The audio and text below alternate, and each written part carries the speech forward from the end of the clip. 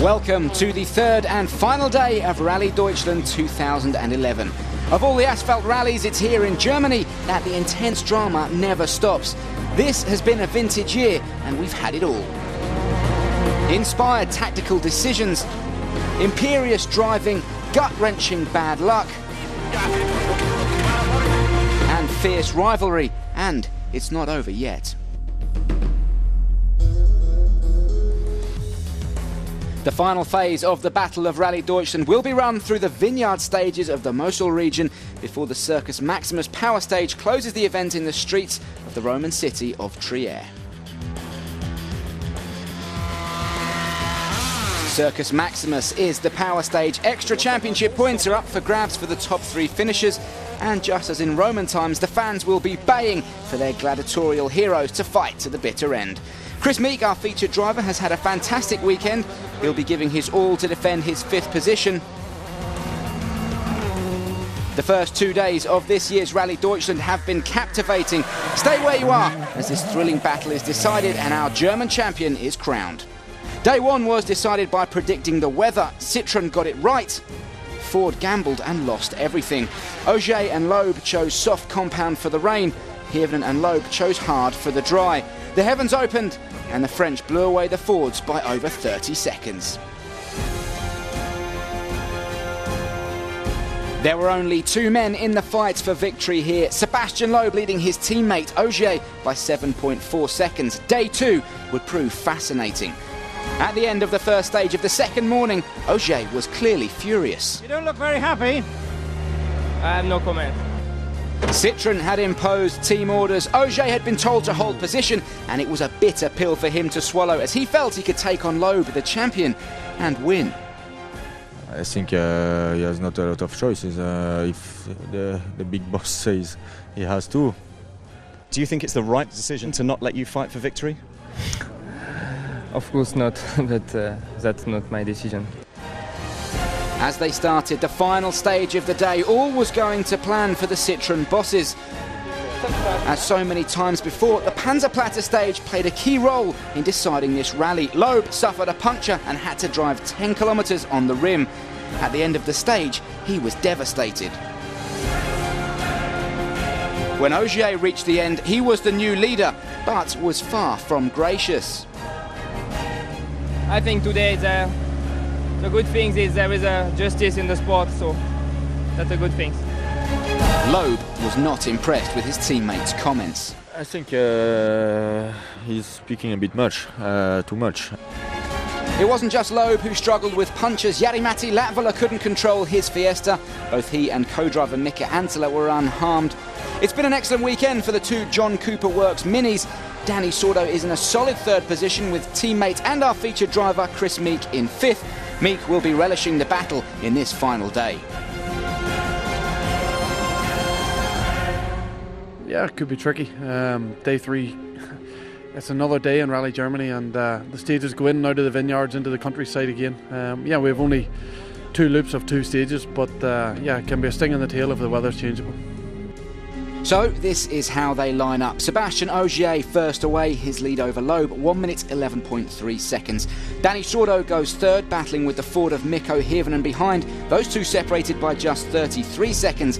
Chris Meek and Petter Solberg are battling for fifth. Petter just 9 behind the Mini.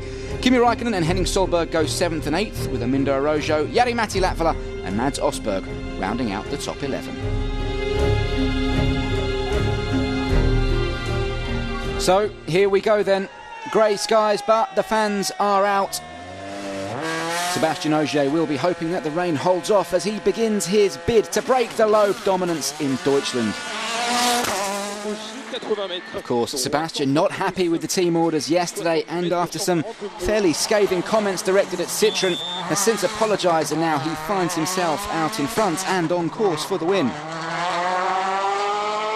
Here is the Deutschland dominator, Sebastian Loeb, now really relying on a mistake from Auger, but stranger things have happened. We've certainly seen in the past that the young French driver can be prone to lapses in concentration on the final day. Sur droite à fond très long. Ferme léger à fond. What a weekend it's been for this man. Dani Sordo in the all-new Mini in third place, doing all he can to hang on to that podium position.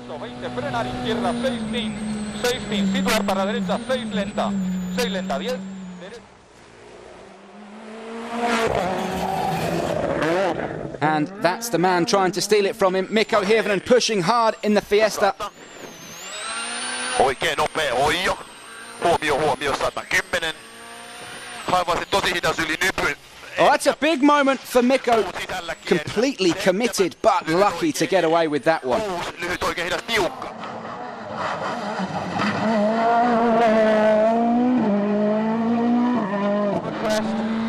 Our featured driver Chris Meek battling with Petter Solberg for 5th place, and after a puncture on the first stage this morning, he needs to stay calm and not do things like that. What a disaster!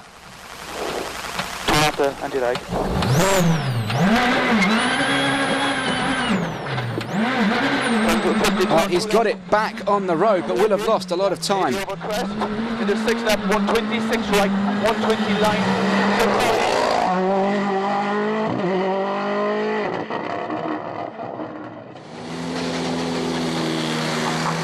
To be honest, it's a bit optimistic with pace notes on a distance.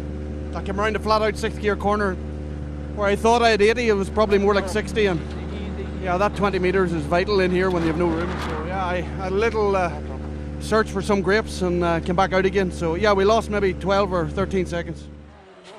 Now then, here comes Petter. Remember, that gap was just 8 seconds. It's been a clean run through for the Norwegians so far. Keep your eye on the clock.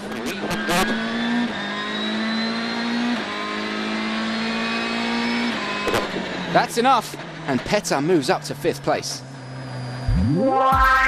Using Stage Simulator, we can compare Meek and Solberg's entry speeds into that corner. Chris a full 22 kilometers an hour quicker, and that's why he ended up in the grapes. Down the field, and here's Mads Osberg, not a tarmac specialist. And there's proof. That's a huge accident, and that Fiesta is going no further.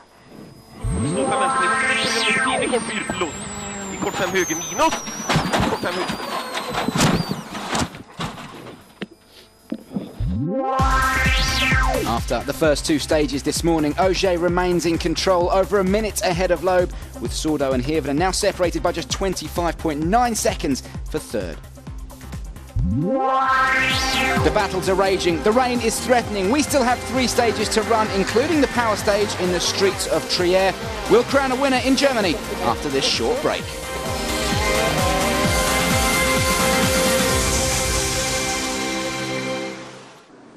Welcome back to this 3rd and final day of Rally Deutschland 2011. We still have 2 stages to run before we head to the live power stage. And it's this man, Sebastian Ogier, in charge at the front. Conditions incredibly difficult for the drivers this afternoon. Rain and wet mud has been pulled out onto the stage from this morning's action. Ogier just has to keep it on the road to become the first man other than Sebastian Loeb to win here in Germany. And after all the team tactics this weekend, it will be a win he will relish. And what about Dani Sordo? The Spaniard has surpassed all expectations so far this weekend. The Mini has shown fantastic pace on tarmac. Dani, of course, a specialist on this surface, and on course to bring the team their first podium finish in this, just their 3rd WRC event.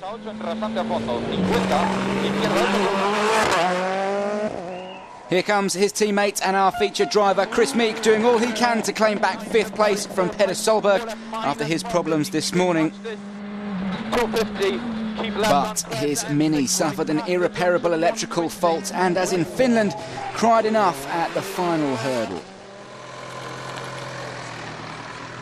We stopped with an electrical problem, and we have so many positives from the weekend. You know, between Dani and myself, we've really shown the potential of the Mini. We know there's more to come. That's the exciting bit. But yeah, fantastic for Dani to hopefully finishing a power season, get a podium. We'll make all the work worthwhile, you know, and hopefully give everyone a boost for the future. So this is how it stands as we head into the power stage. It's looking good for Ogier, 41.8 seconds ahead of Loeb. Perhaps more importantly though, Dani Sordo on course for a podium for Mini. And so to the power stage, extra points are up for grabs for the top 3 fastest through the Circus Maximus, 4.37 kilometres made up of 3 tight, twisty laps through the city of Trier. What a finish to this rally as we cross to Paul King and Julian Porter in the commentary box. So Petter Solberg comes into the power stage in 5th place. His position a lot easier now. Chris Meek is out. But of course there's 3 more points on offer in the power stage. Let's see what he can do. Petter is just throwing his car around, handbraking it in places where no one else has handbraked it.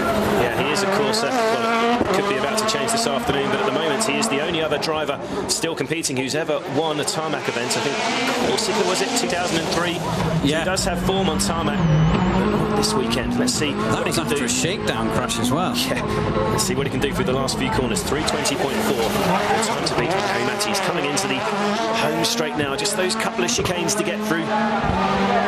He's hustled this car around. If he gets this is through pure desire and commitment. This is. I mean, Lapwell, as I said, was neat and tidy.